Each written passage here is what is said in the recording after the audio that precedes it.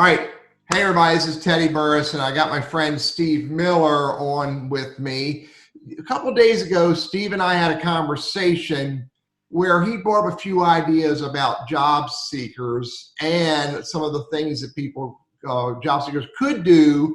And I thought it made sense to record this and share it with you. So, Steve, thanks for coming back in and having this conversation with me. I really appreciate it. You're welcome. The one thing you said that was pretty profound was you said, I'm going to break this up into three pieces. The first thing you said is we need to keep track of who we have conversations with. Why do you think that's important? Yes, and what I do is I keep a spreadsheet. So every person I talk to during the day or communicate with, whether it's through LinkedIn messaging or email or by phone, I keep a spreadsheet of all the people I talk to during the day. And that way I know when I talk to them. I take notes about what we discussed. As I said this morning, I talked to a person who gave me several contacts, so I had to reach out to them. But I keep a spreadsheet, and that gives me an idea of kind of what my progress was during the day, and we learn as we go. So at the same time, I'm learning about, here's what worked with this contact, and here's what worked with another contact. And so by keeping a spreadsheet or keeping some sort of notes about your progress in the job search, certainly people you're talking to in your connections, it just makes things easier, and it just gives you a kind of a measure to go by, so you can basically measure each day as you go. Yeah, I'm with you. I as a constant networker, I use a tool called Evernote, so that every conversation I have, I record it in Evernote. The day I had the conversation, who I talked with, I put the URL to their LinkedIn profile in there or their website, and I scribble my notes. Now I use a notepad for quick stuff, but to be able to keep it, it's got to go in Evernote. So absolutely critical that in job search, you need to keep track of every conversation. I'm with you. You also talked about persistence. And so share with me a little bit about what you meant by being persistent in this process. Yeah, and one thing I've learned, and I've learned this the last time in job search, is that,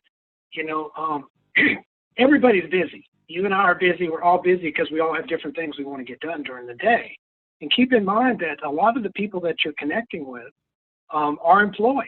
And so they're busy like everybody. And so say you send an email or make a phone call or a LinkedIn message to people, they may not be able to get back to you that day or in the next week or the 2 weeks later.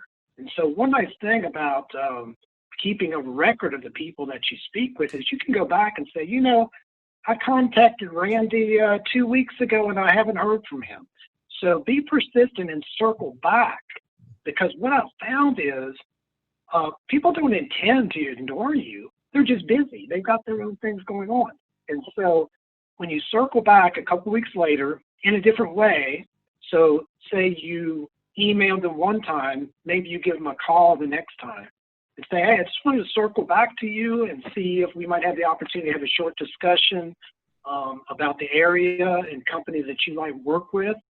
And it's surprising that a lot of people will come back to you and say, oh, Steve, I'm really sorry. I just got on LinkedIn this week, or I just got your email, or I've been on vacation, whatever. So be persistent and circle back to people in your network, because it's really your responsibility. And I think you'll find that people want to help you.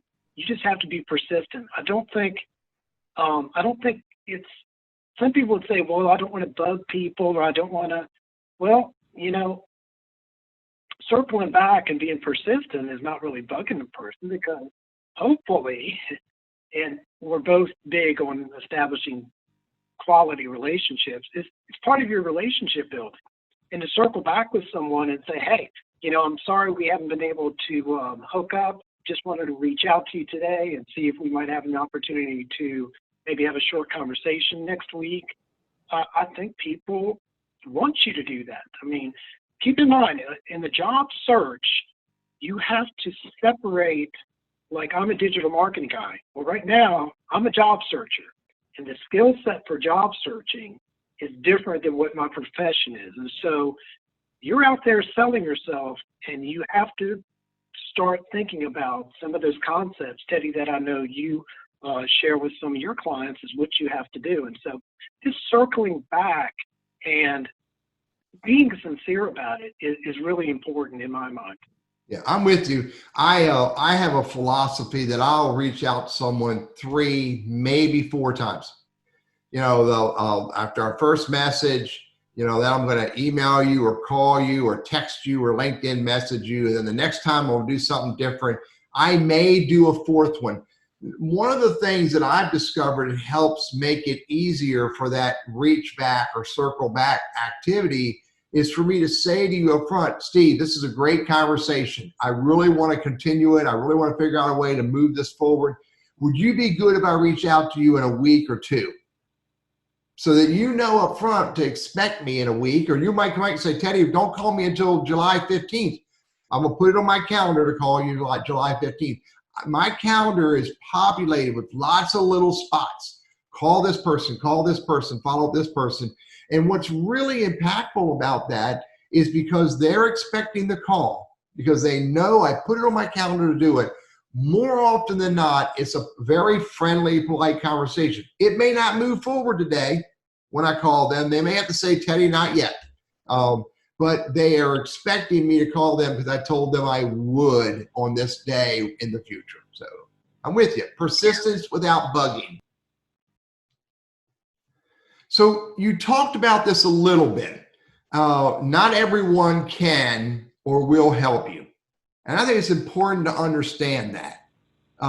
Share a little bit more about your perspective on not everyone can or will help you today. Right, and that's important whether you're in job search or not. Is that keep in mind everyone is in a different place in their careers and in their current situation, but everyone's in a different place all at the same time.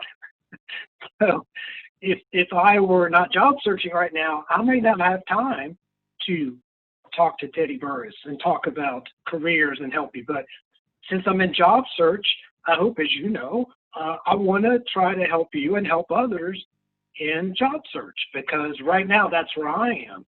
However, keep in mind, other people might be back in their jobs and they're catching up because they haven't been in the office for a while. So you have to understand not everyone is going to be able to help you. Just like as a marketing guy, we send email campaigns. If you have 17% of those campaigns, 17% of those people actually open that email and take action, that's a very high number.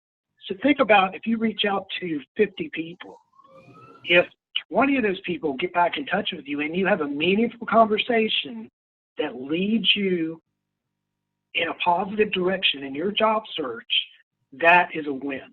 So just understand that everybody's in a different place at different time, and they just may not be able to help you right then. But if we go back to circling back and keeping in touch with people, 3 months from now, 6 months from now, they may be in a position where they might need your help. And now you really built that relationship, which is important. Yeah, I'm a huge advocate of this philosophy that not everybody can help me today. And so I've got to accept this fact. And I had a coaching session not too long ago of someone who was struggling to accept that. And I said, you've got to accept this. You've got to realize that, you know, there are lots of other things going on that you do not know about. So you cannot judge someone ill because they didn't respond to you in a way that you wanted them to respond to you. You don't understand everything that's going on in that person's life. And by the way, when you have that mind thought, that perspective of not, you know, judging someone ill or judging someone, you know, rude or whatever, because they didn't respond to you, it makes the way you come about dealing with people way better. You come at it from a more positive perspective. The last thing I say about this on a regular basis is if you're sitting there waiting for one person to respond to you and they're not responding to you and you're getting all bent out of shape, you're doing it wrong, because you can't rely on just one conversation. You got to have a dozen conversations going on. And you move forward the conversations, you can move forward, and you hope that the other ones may come along later on. The last thing we talked about, Steve, was it's not all about you. It's not all about you. And you know, and I use the phrase, which is actually the title of one of my books. It's all about networking for mutual benefit. Can you speak to that a little bit? Yeah.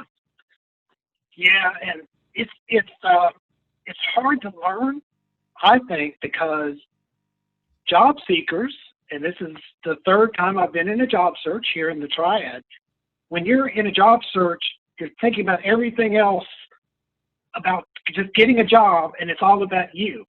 And I believe, now that I've been through this a couple times, is that it's really about mutual benefit. It's about, hey, look for the win-win and develop relationships that are meaningful so people will want to help you and be really willing to help others in your network, because a network is a network.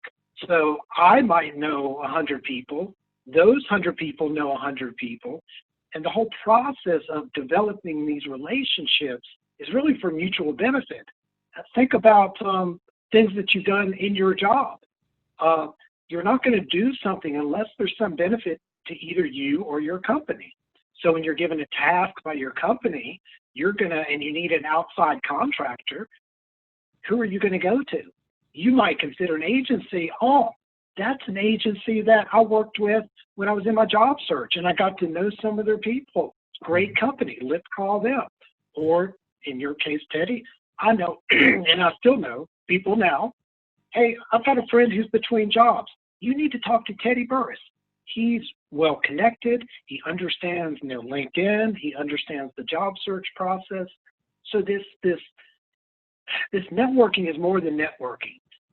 Networking is really developing relationships with people. And you don't have to be their best friend. You don't have to be, going on vacations with people. It's just a process of saying, hey, is there a way we could work together? I meet a lot of people every day, and perhaps, and this happened this morning, by the way, a recruiter contacted me 2 weeks ago, and she called me back, and she goes, during our discussion, you said this. Do you know that company? Do you have a connection? I was like, sure, I'd be glad to introduce you. So I've already, just in my short time in this job search, Teddy, I bet I've connected a dozen people that did not know each other, but I was that connection. And they remember that. People remember this stuff. Absolutely. I'm a firm believer in it's not all about me, networking to help others with no expectations. I read a book, and I'm looking over here at the book, by a dead guy named Dale Carnegie. And the title of that book is How to Win Friends and Influence People. And a huge part of that book, philosophically, is it's all about relationships. It's all about connecting, getting into conversations, developing relationships. How can we help each other? And one of the other things that Dale Carnegie taught me is that if you help somebody in a personal way, they will not forget that. And where relevant and appropriate, they may very well come back later on and help you in a very important way. But you've got to be willing to help others with no expectation of anything in return. Otherwise, you just destroy the whole psyche of how that works, the whole karma. And so I'm with you, man. When you were talking about it, it's not all about you. It really rang true with, A, of my book, and B, the coaching I got from Dale Carnegie. So Steve, thanks for jumping in and sharing these. I'm going to share this on YouTube with others. I think it's important for us to remember to keep track of what we're doing, be persistent without being a nag, circle back and, try to find opportunity to get in a conversation. Remember that not everyone is able to help us when we want. And furthermore, we've got to look for opportunities to help others along the way. And that creates a much richer solution and result. So thanks a lot, buddy.